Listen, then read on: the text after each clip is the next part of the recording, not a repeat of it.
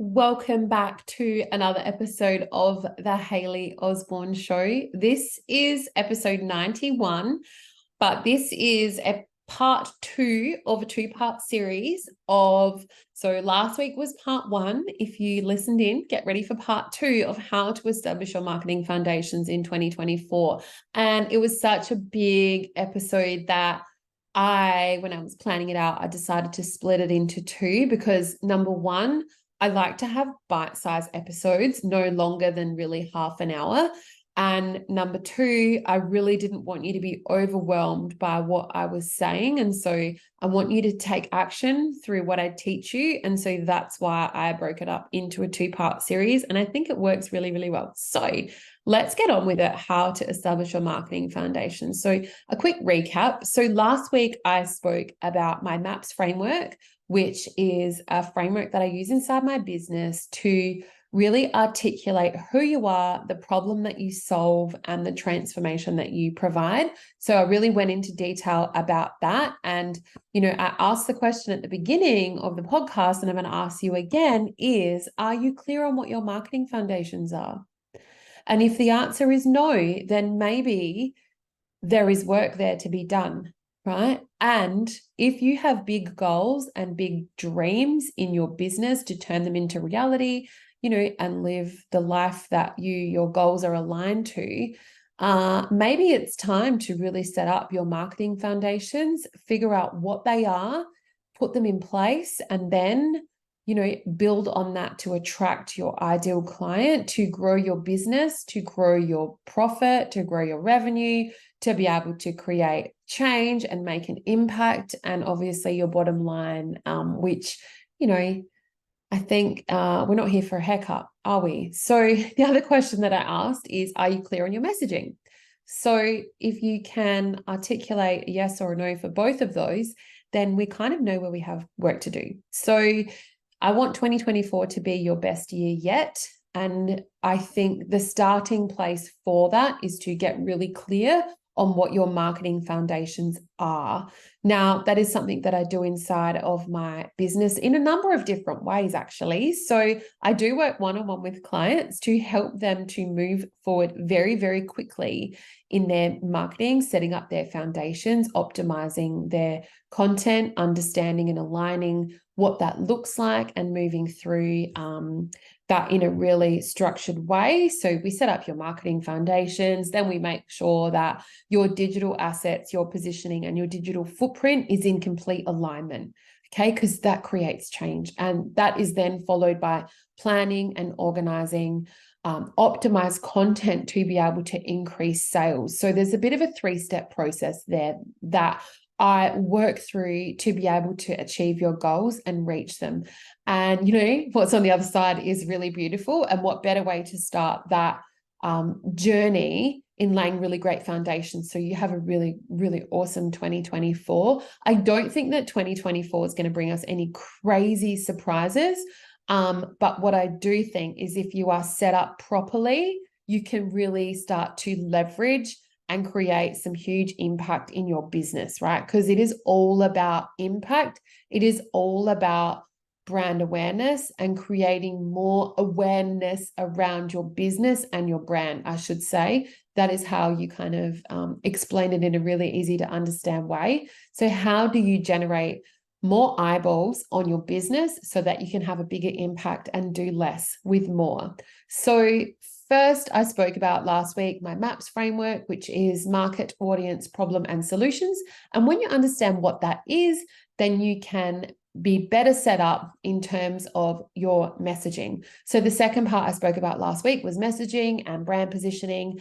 And when you know who you are, what you stand for, and why it matters to your audience, then you can have a bigger impact on more people, okay? Because when you know the answer to these things, then your audience can very clearly articulate, oh, yes, right, that's right. She's that girl that creates activities and strategies for people inside their business to have big growth with the least amount of time and effort. And I love what she does. And I'm talking about myself.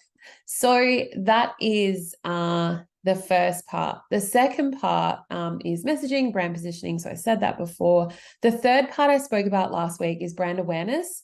Okay, so figuring out how you can create different forms of awareness, building that brand online to have a bigger impact, so that people know who you are when you appear in their world, and hopefully getting them to have you as their preference of purchase if and when they are ready to purchase from you.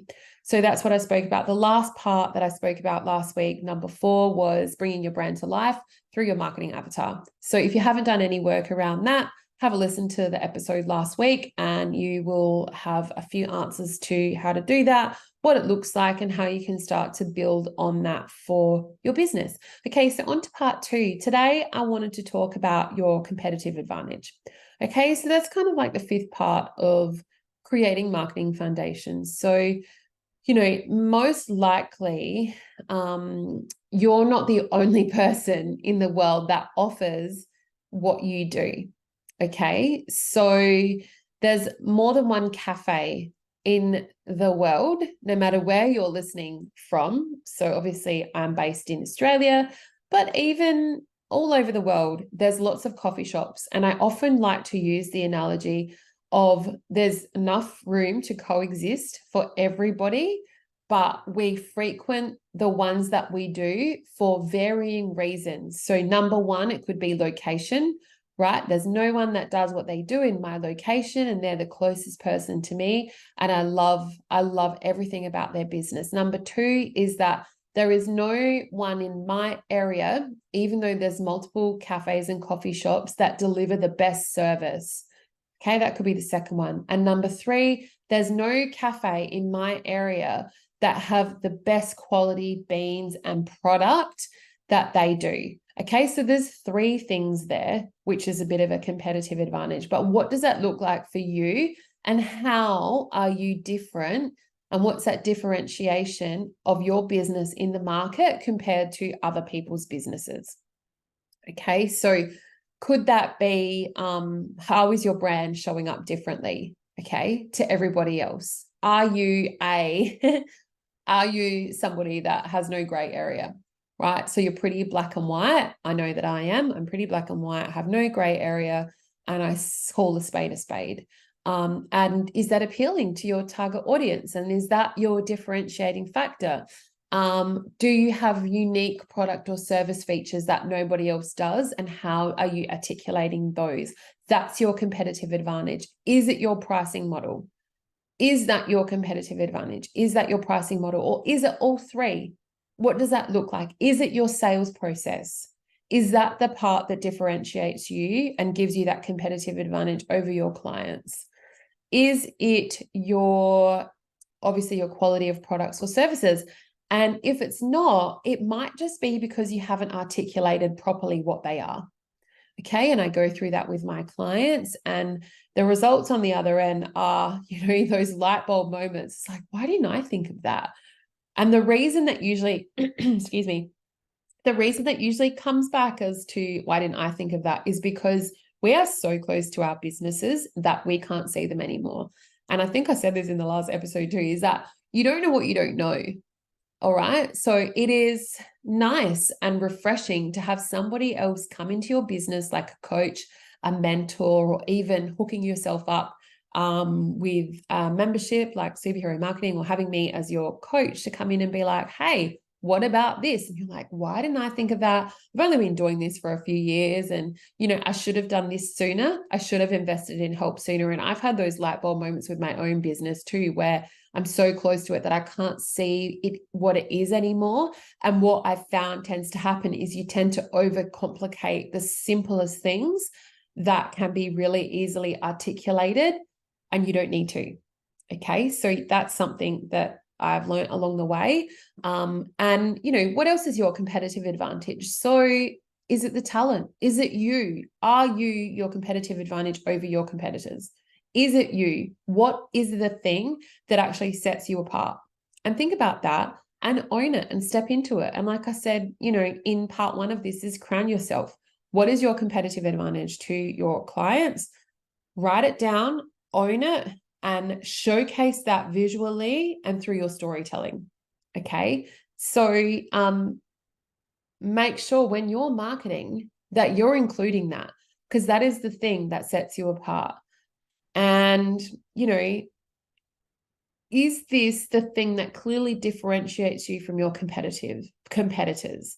That's the competitive advantage. Number 6 is your database. So I think that there's a couple of things that go into this. It's the size of your database as well as the quality of your database. You can have 1 million people signed up to your email list with 5% open rate.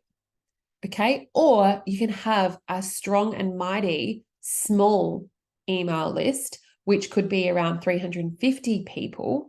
They are all your target audience, and you can have a 40% open rate, which is a wonderful open rate. So if you're thinking, oh, Hayley, what's a good one? What's a bad one? Go and have a look at your stats and your open rate and have a look at the percentage.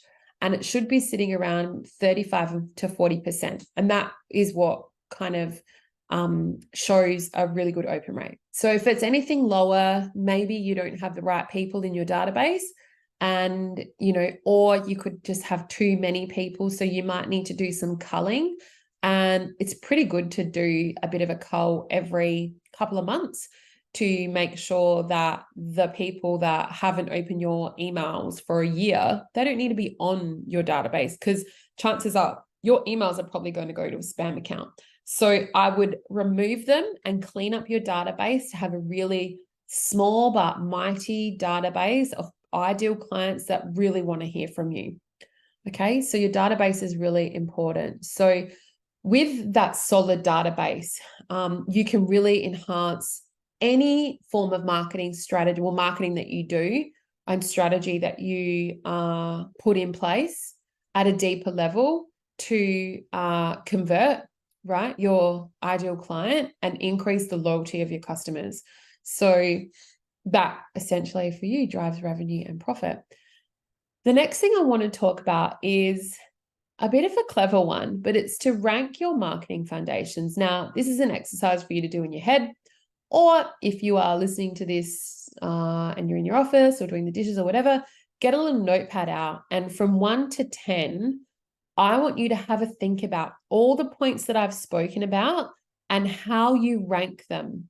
Okay. As in, if you've done the work or if you need to do more work. And chances are you'll probably find the answer that you're looking for yourself on, you know, how much work you need to do, or if you need to get a helping hand to establish your marketing foundations in 2024 so you can align them with the big goals that you have. And I'm sure that you have big goals, because I highly believe that you wouldn't be listening to this podcast show if you didn't.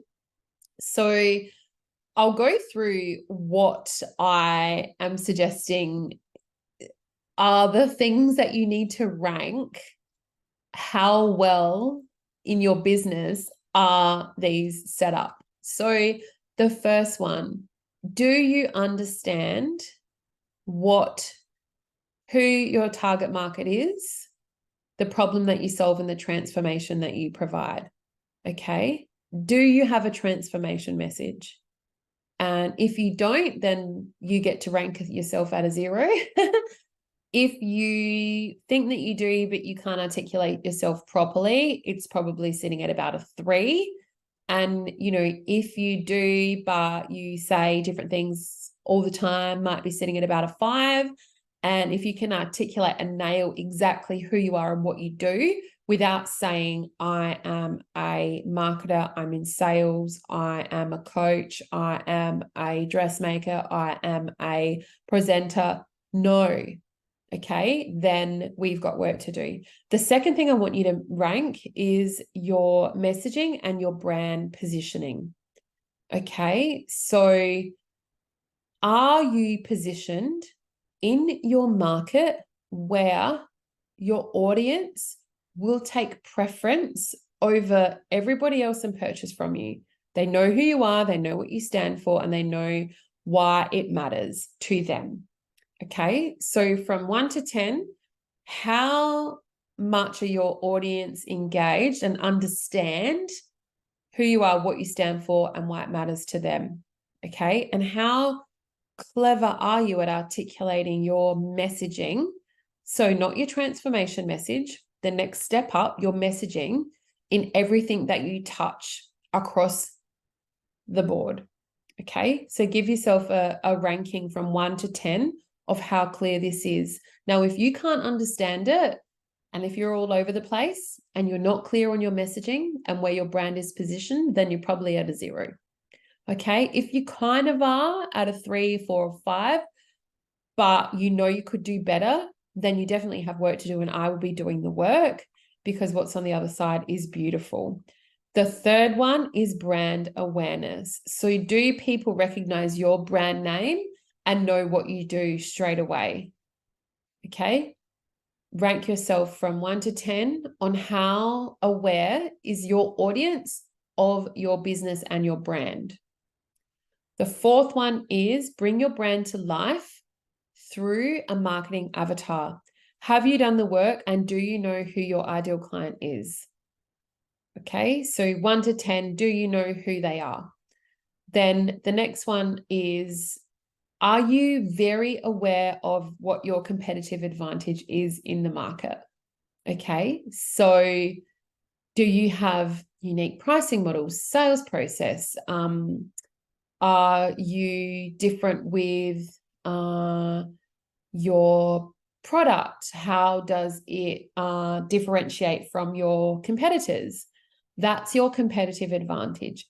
And what would you rank yourself from 1 to 10 as what's your competitive advantage? Okay.